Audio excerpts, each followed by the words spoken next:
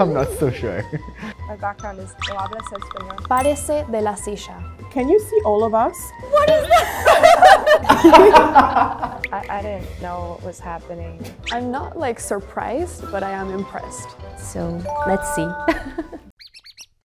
Hi. I do think I can understand because it's very similar to Portuguese. So yeah, sometimes even with my Spanish-speaking friends, sometimes I speak Portuguese and my Spanish-speaking friend just speaks Spanish and we can just like talk like that. So I am pretty confident.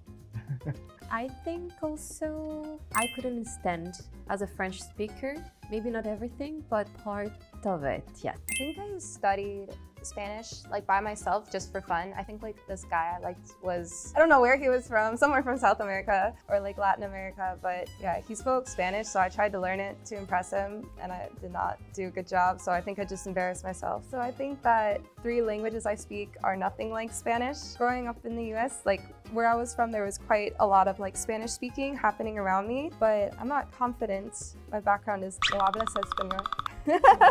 I think Italian is kind of similar to some extent, so maybe I can understand a part of it, but I've never studied Spanish, so I'm scared of false friends. I think especially Italian and Portuguese will understand. Maybe French, but the pronunciation is very different, particularly because I'm from Argentina. My accent is a little bit Italian, so I think Italian will have the easier time.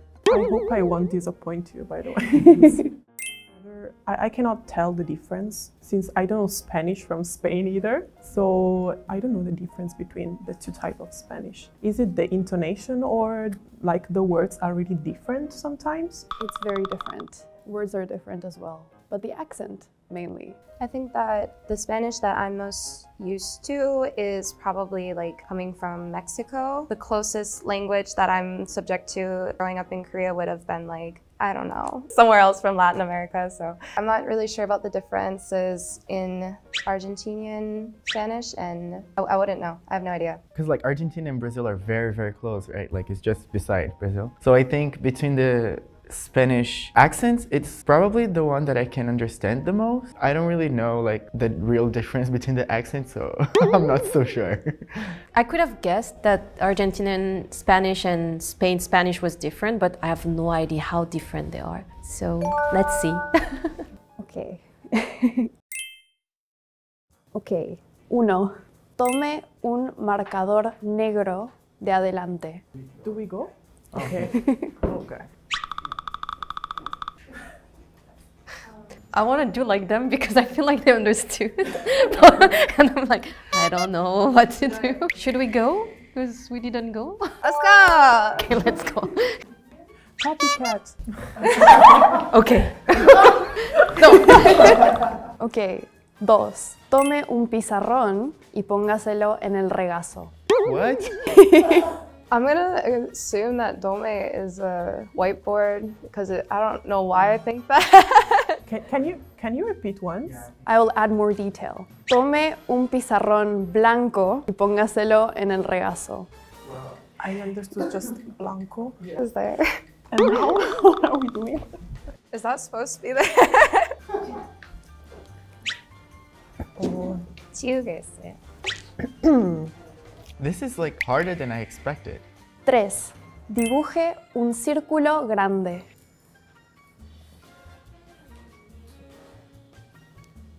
4. Adentro del círculo, dibuje una cara feliz.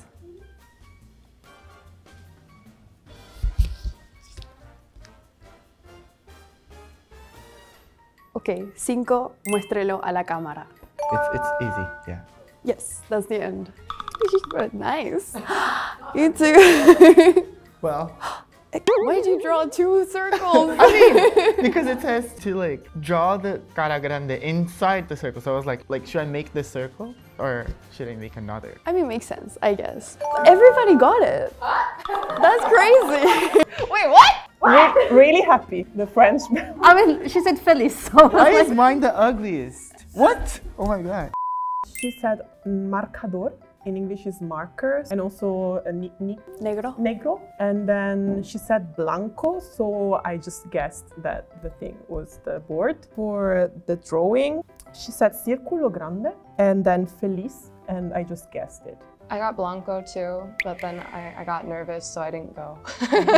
Yeah, she said like, draw Círculo. circulo grande uno, so or uno grande, right? So then I was like, that's a big circle. I know my Starbucks sizes.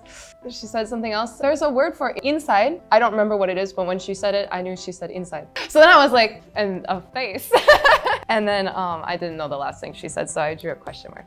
I'm so surprised. I feel like the other languages, all the words are kind of similar, just pronunciation is different. But for English, it's like completely different words. Oh yeah, you had a green marker. Oh. I just grabbed a random marker because everybody else was grabbing a black markers. one specifically, but. I mean, the only thing that I didn't understand was like the second part that we had to like get this by the words. I don't even remember what the words were, but like I could just guess, I guess. And then the rest, basically literally the same words as Portuguese, so it wasn't hard at all. It was very, very easy. Well, for me, I didn't understand the first part with the marker and the board, so I just copied the others. And just, yeah, for the drawing, just, yeah, the big circle and then the happy face. I learned Spanish a little bit when I was younger, so I could just remember feliz, and that's why I did that. I'm not like surprised, but I am impressed that they all got it. In Spanish, we say negro. In French, we say noir.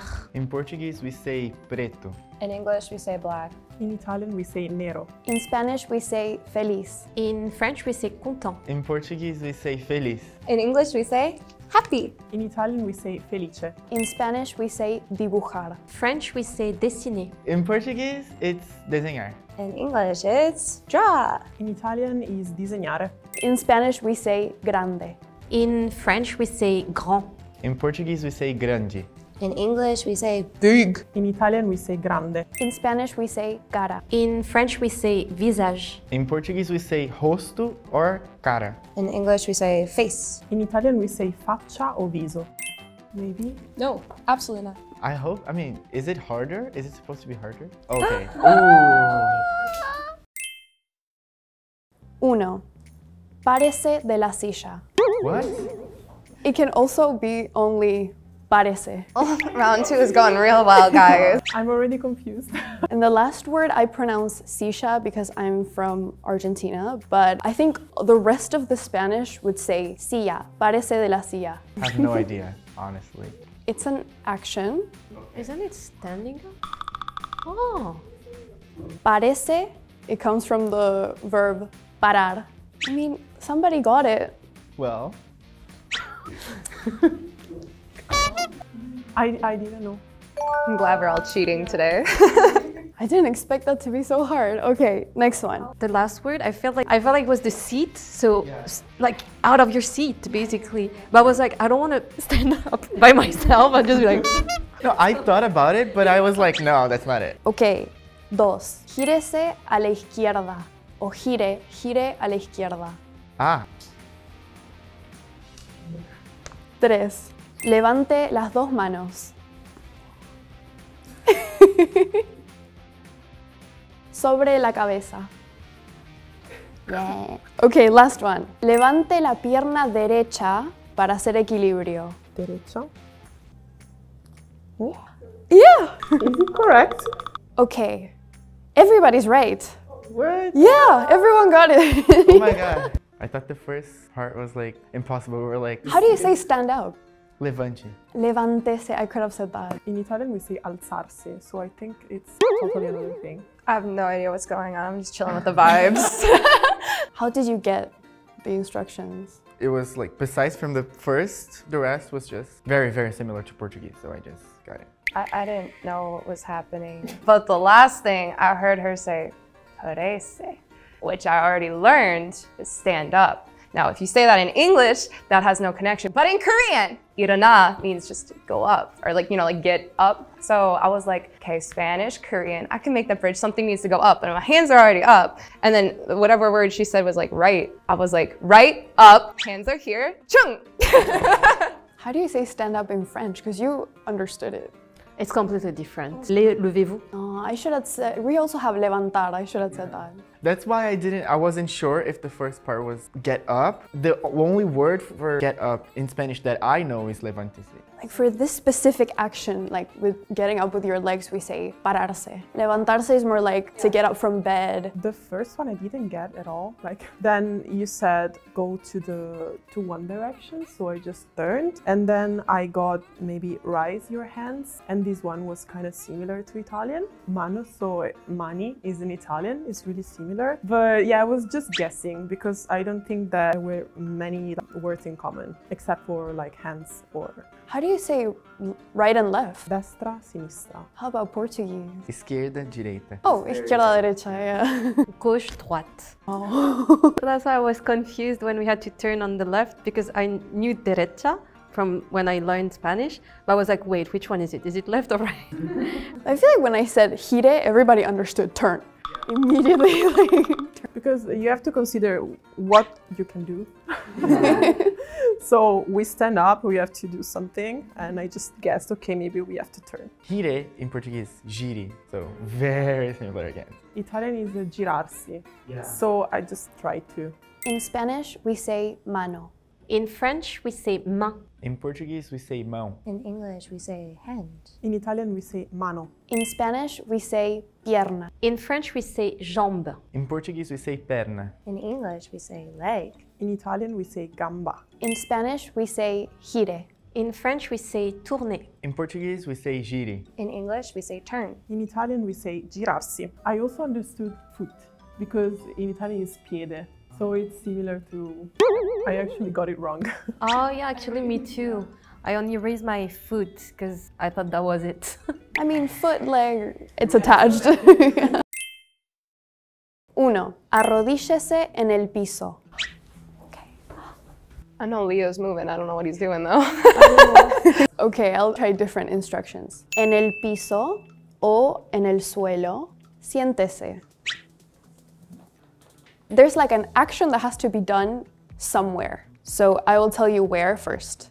En el piso o en el suelo. Okay. And the action is sentarse. Saque la pierna izquierda. I'm the only one not moving. Saque el pie izquierdo.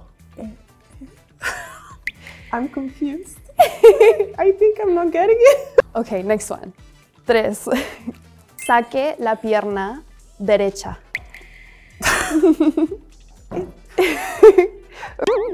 I'm so confused. No, you're actually doing well. Do you see me? Because I'll try with another instruction, but I don't know if you're gonna get it. Okay. 4. Ponga las rodillas en el piso. Rodillas. Wait, we heard this before, didn't we? Oh, she almost got it. Okay, I'll go with the last instruction. Ponga las manos en el piso. O las manos en el suelo. I think that's it. France actually almost got it. But can you see all of us? What is that? So it was like this. Oh, this is rodillas. Yes. Oh, you almost got it when you did this. I was like, oh yes. Why did you say chair? At one point I heard chair. When I said arrodíllese en el, or sit down on the floor, I was like, I don't know how to go from this to this. Like, how do you explain this action? So I said, put out. Put out your left leg, put out your right leg. At one point, put your hand on one on the face and one on the floor. Both hands on the floor. Oh, I was like this.